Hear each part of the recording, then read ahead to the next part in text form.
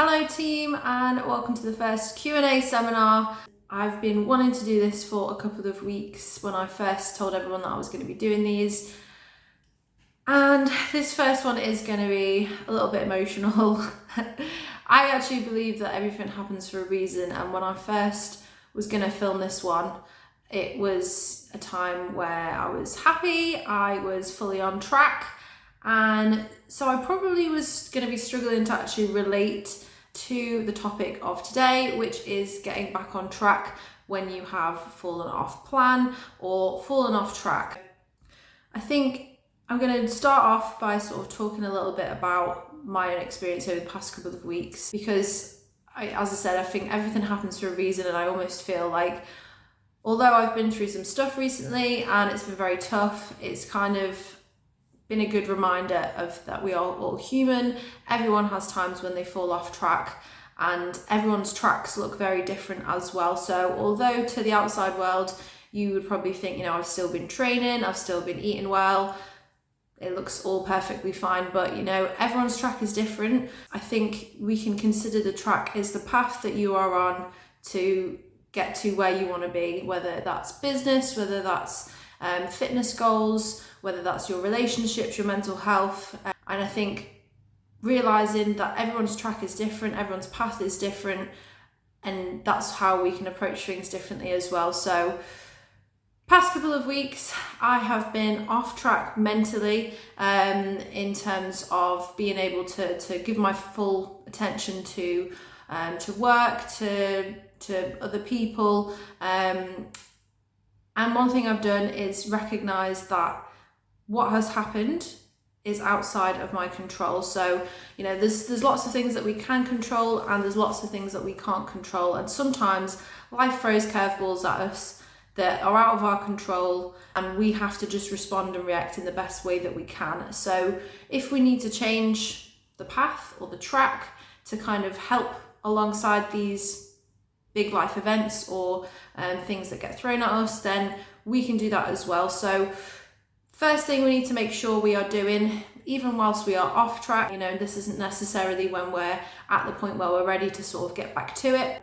We need to be mindful the whole way throughout, whether we're off track, on track, whenever it is. So communication is hugely important. Communicating with the people that are closest to you, your friends and your family, and also communicating with me as well. So the more I know about how you're feeling, how you're coping, and it doesn't have to just be in your check-in form. You can message me anytime throughout the rest of the week if there's times where you're feeling, I feel like I'm gonna fall off today, I'm gonna eat everything in the fridge, I'm gonna eat everything in the cupboards. I just need someone to talk to, and sometimes just having that conversation takes it from out of your head to in the real world, and then it helps you to deal with that situation as it happens, rather than keeping things to yourself, reacting, maybe sitting in bed all day feeling sorry for yourself and binging on Netflix and eating everything that you possibly can, all these sorts of things. If you take that first step and actually communicate with the people that are closest around you, then you can start to put a plan of action in place straight away, rather than wait until you've done the damage as such. One thing I've found the past couple of weeks quite difficult is sometimes when you're on your own. So a lot of the time, you're not talking to people, as we said, with communication.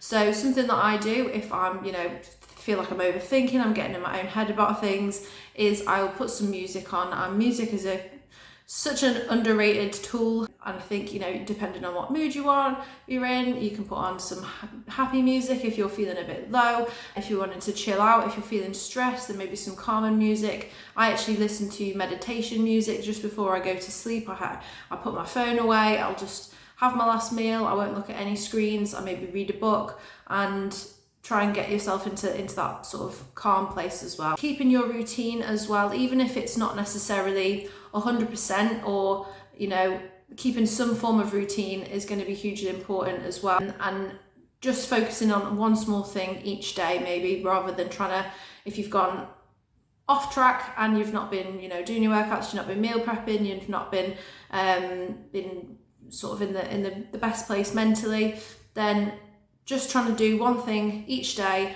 and then you can get back to your routine that way, rather than trying to overwhelm yourself. because I think when we have a massive tick list of things that we need to do, it can be quite overwhelming. So just focus on one thing, whether that's going for a morning walk each day, whether that's making sure you're drinking enough water each day. Focus on one small thing at a time, and then it doesn't feel as overwhelming when you're trying to get back to it as well. We can also plan ahead.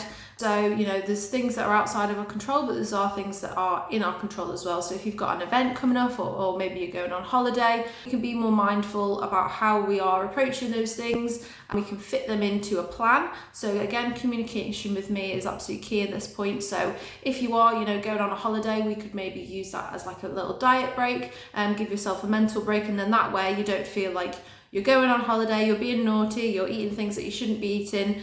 And often when we are told, we can't do something, that makes us want to do it 10 times more. So if in your head you're telling yourself, oh, I'm going away on holiday, I can't go overboard. Like if you just are more mindful about how you're eating or things like that, rather than trying to put restrictions on yourself, then normally you won't go too far the other way. So again, planning ahead so we can, if it's getting to the point with your diet where you're feeling really tired, you're feeling low of energy, then again, communicate that with me, because it's better for me to sort of put in like a refeed or have a little diet break, give yourself a mental and physical rest, have a bit more food or something like that, than getting to the point where you're feeling like I'm just going to fall off plan and eat whatever I want anyway. So then looking at the point where, you have maybe you've done that, maybe we've gone off plan, maybe we've had a binge, maybe we haven't worked out for a few days and we're feeling a bit rubbish, and we've decided, I want to get back to it, I want to, start ticking those daily boxes that I need to reach my goals. We need to accept what it is either that we've done or what it is that's happened, and we need to try and not put pressure on ourselves and not feel guilty for those things. So nobody's perfect. I'm not perfect. I don't expect any of you to be perfect. So don't put so much pressure on yourself. Don't feel so hard on yourself. Everyone, falls off track. No one's 100%. And it's sort of acceptance that you are all in the same boat, and everyone has as many opportunities as you like to start again. So you can always begin again. You can begin again in the next minute. You can begin again in the next hour. You can begin again in the next day. You've always got that opportunity to make that change and make the decision to get back on track. Yeah, so every moment is an opportunity for you to decide to recommit yourself to your goals. And I think remembering that you're doing this for you, you're not doing it for anyone else. Ultimately, when you're falling off track and you're wanting to get back on track, you're trying to help yourself. You're not doing this to please me. You're not doing this to make your partner proud. You should be doing it for you. And if you're not doing it for you, then you're not going to have the right motivation that you need to be able to get back up when you have fallen off track, and to get back to doing those things that you need to. Remembering that we are all human. Nobody is perfect. We all have bad days. You are not alone. So I'm sure every single person that is in the group has watched this video, they will all be thinking the exact same thing. We've all had times where we've not been able to adhere 100%.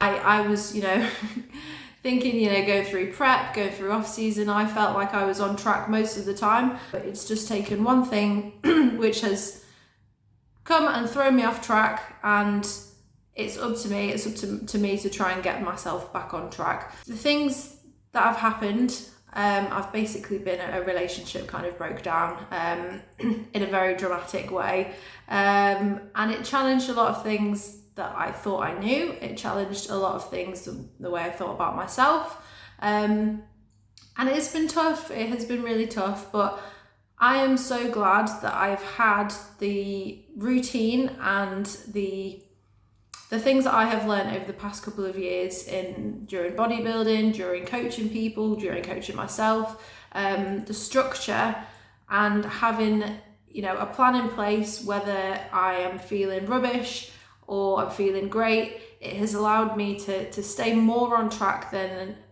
if this had happened to me a few years ago without this sort of structure in my life. There's been days where I could have easily turned to food.